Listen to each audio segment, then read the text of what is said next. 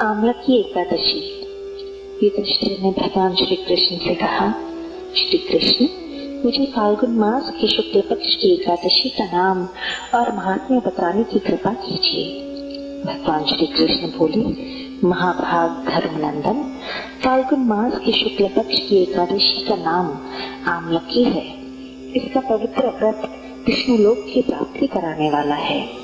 राजा मानधाता ने भी महात्मा वशिष्ठ जी से इसी प्रकार का प्रश्न पूछा था, जिसके जवाब में वशिष्ठ जी ने कहा था, महाभाग, भगवान विष्णु के थूकने पर उनके मुख से चंद्रमा के समान कांतिमान एक बिंदु प्रकट होकर पृथ्वी पर गिरा।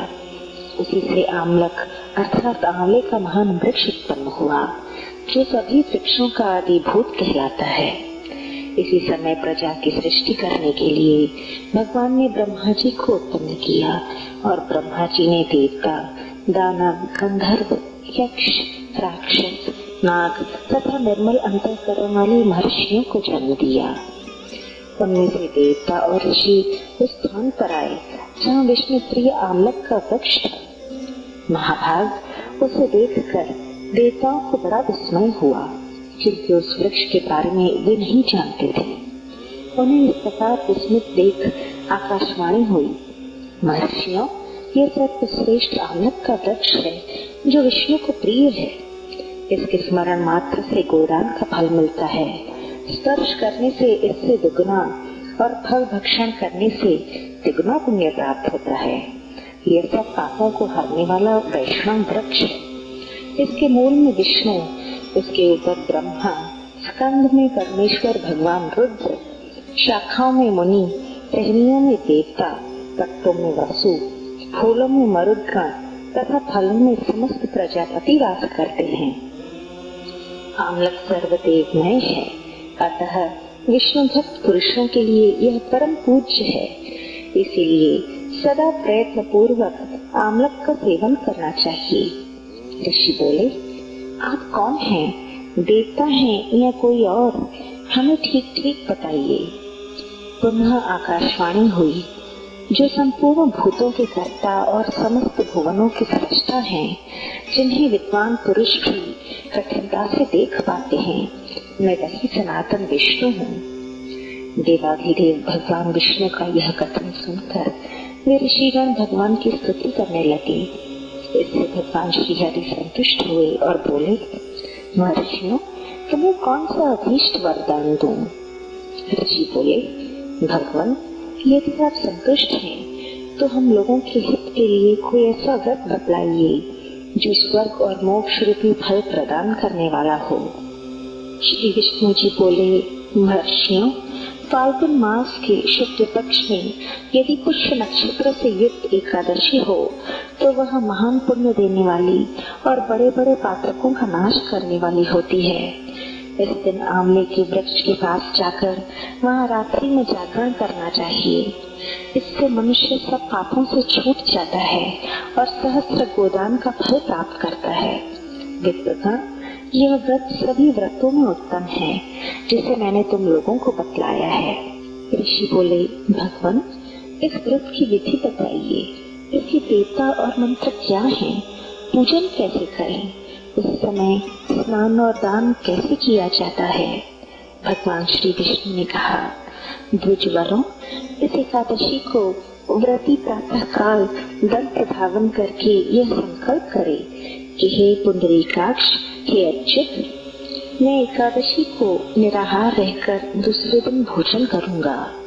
आप मुझे शरण में रखें। ऐसा नियम लेने के बाद पतित, चोर, पाखंडी, दुराचारी, गुरु पत्नीगामी तथा मर्यादा भंग करने वाले मनुष्यों से वह वार्तालाप न करे।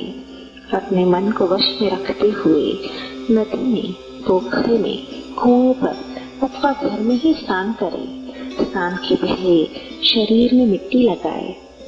मृतिका लगाने का मंत्र, अश्वक्रांते रथ क्रांते विष्णु क्रांते वसुंधरे मृतिके हरमे पापम जन्म कोट्याम समर्जितम। वसुंधरे, तुम्हारे ऊपर अश्व और रथ चला करते हैं, तथा वामन अवतार के समय भगवान विष्णु ने भी तुम्हें अपने पैरों से नापा था। मृतके, मैंने करोड़ों जन्मों में जो पाप किए हैं, मेरे उन सब पापों को हर लो। स्नान का मंत्र। त्वं मातः सर्वभूतानां जीवनं ततु रक्षकं स्वेदज्योतिर्जातीनां रसानां पतये नमः। स्नातोऽहं सर्वतीर्थेषु ऋतप्रस्रवणेषु च नदीषु देवघातेषु इदं स्नानं तु मे भवेत्। जल की अधिष्ठात्री देवी मातः, तुम संपूर्ण भूतों के लिए जीवन हो, वही जीवन जो स्वेदज और उत्भज जाति के जीवों का भी रक्षक है। तुम रसों की स्वामिनी हो, तुम्हें नमस्कार है। आज मैं संपूर्ण तीर्थों तथा कुंडों, झरनों, नदियों और देव संबंधी सरोवरों में स्नान कर चुका। मेरा यह स्नान उक्त सभी स्नानों का फल देने वाला हो। विद्वान पुरुष को चाहिए कि वह परशुराम जी की सोने की प्रतिमा बनवाए। प्रतिमा अपनी शक्ति और धन के अनुसार 1 या आधी मासे स्वर्ण की होनी चाहिए। स्नान के पश्चात घर आकर पूजा और हवन करे। इसके बाद सब प्रकार की सामग्री लेकर आंवले के वृक्ष के पास जाए। वहाँ वृक्ष के चारों ओर की जमीन झाड़ बुहार लीप पोत कर शुद्ध करे। वहाँ वृक्ष के चारों ओर की जमीन झाड़ बुहार लीप पोत कर शुद्ध करे। शुद्ध की हुई भूमि में मंत्र पाठ पूर्वक जल से भरे हुए नवीन कलश की स्थापना करे। कलश में पंचरत्न और दिव्य गंध आदि छोड़ दे। श्वेत चंदन से उसका लेपन करे। उसके कंठ में फूलों की माला पहनाए। सब प्रकार के धूप की सुगंध फैलाए। जलते हुए दीपकों की श्रेणी सजाकर रखे। तात्पर्य यह है कि सब ओर से सुंदर और मनोहर दृश्य उपस्थित करे। पूजा के लिए नवीन छाता, जूता और वस्त्र भी मंगा कर रखे। कलश के ऊपर एक पात्र रखकर उसे श्रेष्ठ लाजों से भर दे। फिर उसके ऊपर परशुराम जी की मूर्ति स्थापित करे। विश्वकाय नमः कहकर उनके चरणों की, विश्वरूपिणे नमः से दोनों घुटनों की, उग्राय नमः से जांघों की, दामोदराय नमः से कटिभाग की, पद्मनाभाय नमः से उदर की, श्रीवत्स धारणे नमः से वक्षस्थल की, चक्रणे नमः से बाईं बाह की, गदने नमः से दाहिनी बाह की, वैकुंठाय नमः से कंठ की, यज्ञ मुखाय नमः से मुख की, विश्वनिधये नमः से नासिका की, वासुदेवाय नमः से नेत्रों की, वामनाय नमः से ललाट की, सर्वात्मने नमः से संपूर्ण अंगों तथा मस्तक की पूजा करे। ये ही पूजा के मंत्र हैं। तदनंतर भक्ति युक्त चित्त से शुद्ध फल के द्वारा देवाधिदेव श्री परशुराम जी को अर्घ्य प्रदान करे। अर्घ्य का मंत्र इस प्रकार है। नमस्ते देवदेवेश जाम्बवन्य नमोस्तुते गृहाणार्घ्यमिमं दत्तम् आमल्क्यायुतं हरे। देवदेवेश्वर जमदग्नि नंदन श्री विष्णु स्वरूप परशुराम जी, आपको नमस्कार है, नमस्कार है। आंवले के फल के साथ दिया हुआ मेरा यह अर्घ्य ग्रहण कीजिए। तदनंतर भक्ति युक्त चित्त से जागरण करें। नृत्य, संगीत, वाद्य, धार्मिक उपाख्यान तथा श्री विष्णु संबंधिनी कथा वार्ता आदि के द्वारा वह रात्रि व्यतीत करे। उसके बाद विष्णु के नाम ले लेकर आमलक के वृक्ष की परिक्रमा 108 या 28 बार करे।